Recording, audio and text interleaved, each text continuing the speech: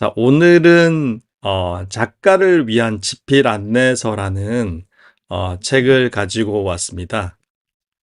저자는 정혜은 씨고요. 2018년도 책이네요. 하다님 안녕하세요. 네. 오늘은 그래서 지금까지는 약간 글쓰기에 관련된 팁들 위주로 말씀을 드렸는데요. 오늘 내용은 조금 결이 다릅니다. 여러분이 만약에 작가라고 전제를 하고 이 작가들이 어떤 마음 자세를 가지고 글을 써야 하는지, 그리고 구체적으로 이제 출판사의 어떤 컨택, 그리고 글을 작가가 되기 위한 모든 과정에 대해서 굉장히 구체적으로 쓰여진 좋은 책이더라고요. 그래서 이 책은 그래서 부분만 어떤 노하우를 소개하기보다는 글을 고치는 수정 방법이나 뭐 교정교율법에 관련된 내용이라기보다는 전반적으로 어떤 작가를 위한 길 안내서, 가이드북 같은 책이어서 어 제가 그 장 중에서 한 장을 통째로 가져왔습니다. 그래서 같이 한번 읽어보고요. 우리 작가들이 어떤 마음 자세를 가지고 책을 써야 하는지에 대한 그런 어떤 지혜를 함께 배워보는 시간을 가져보도록 하겠습니다. 자, 바로 내용으로 들어가 볼게요. 자, 작가가 독자에게 줄 수 있는 것. 이 책의 한 챕터를 통째로 한번 제가 읽어보도록 하겠습니다.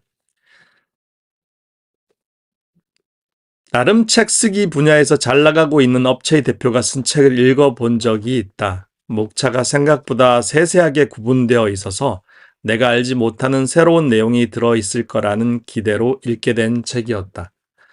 그러나 책장을 넘기면 넘길수록 내 표정은 점점 굳어져 가고 실수까지 터져 나왔다.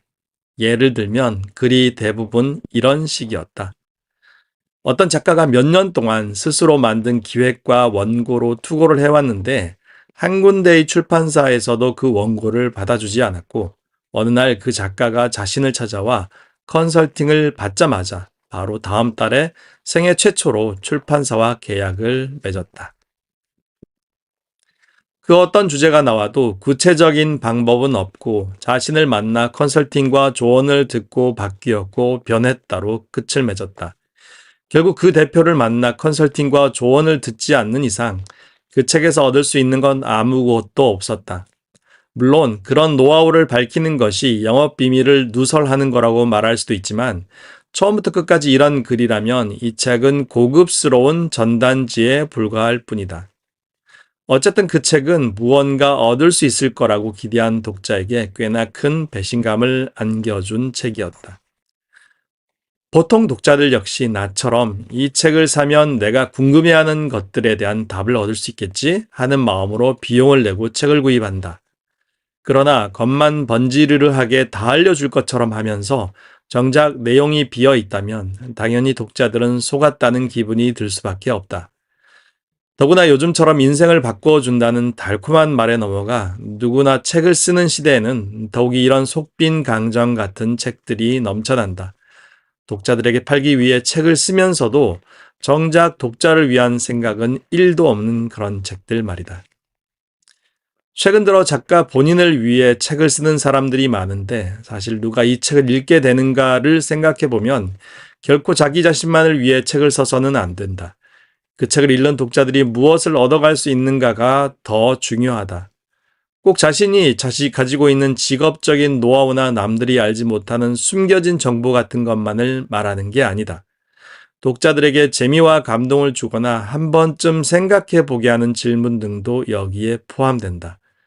책을 통해서 어떤 분야의 전문가라는 인식을 독자에게 심어주고 싶다면 알고 있는 것을 쉽고 재미있고 깊이 있게 풀어낼 줄 알아야 한다.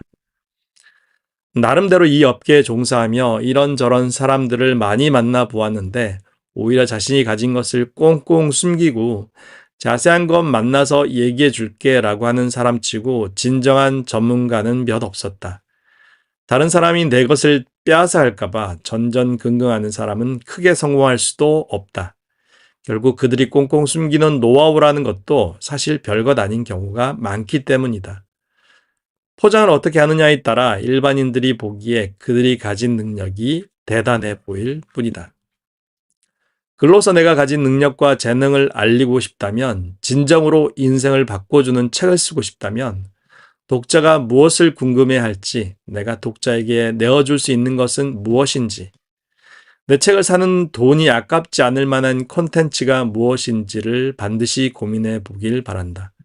항상 협상에서는 상대가 무엇을 팔아 원하는지를 아는 사람이 유리한 법이기 때문이다.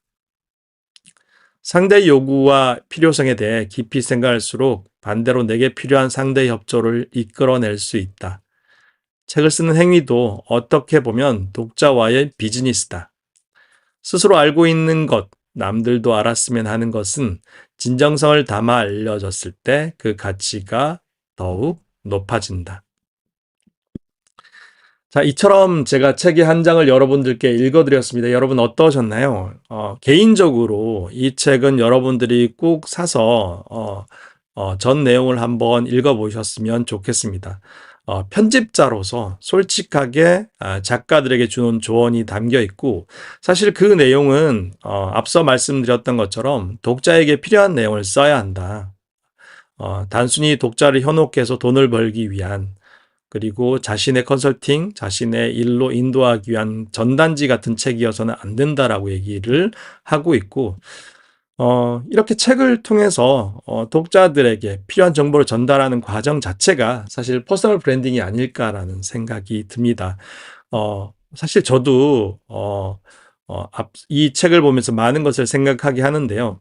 예, 적어도 저는 이런 어떤 유튜브 방송을 통해서 제가 알고 있는 것, 제가 여러분들께 도와드릴 수 있는 것들, 제가 여러분들에게 전달할 수 있는 것들은 사실 숨김없이 아낌없이 전달해 왔다고 자부합니다. 그리고 그 내용을 가지고 앞으로 또 책을 써 내려갈 것이고요. 여러분들도 예, 이 책이 말하는 것처럼 나를 위한 책보다는 나를 위한 책이 아닌 독자들을 위한 책, 그리고 그것을 쓰는 것을 통해서 여러분들이 인정받고 사랑받는 것이 결국 퍼스널 브랜딩의 전부가 아닐까라는 생각이 들거든요. 사실 제가 이런 책 한 권을 소개하기 위해서 최소한 10권 이상, 때로는 20, 30권의 책을 들춰보는데 사실 함량 미달인 책이 정말 많습니다. 지금까지 제가 이 코너를 통해서 책을 한 40권 가까이 소개를 했다고 생각하는데, 그렇게 따지면 사실 최소 4, 500권은 봤다라고 할 수가 있겠죠. 다행히 이제 밀리의 서재 같은 그런 어떤 프로그램이 있어서 일일이 다 사보지 않고서도 그걸 쓰기에 관련된 많은 책들을 여러분들께 검증을 통해서 소개를 드릴 수 있었습니다. 여러분들이 앞으로 쓰고자 하는 책들도 해당 분야에 진정성 있고 또 독자들을 위한 진정성 있고 또 실제적인 그런 내용들을 담아서 여러분들이 전단지가 아닌 진정한 의미의 좋은 책을 꼭 쓰실 수 있었으면 좋겠습니다.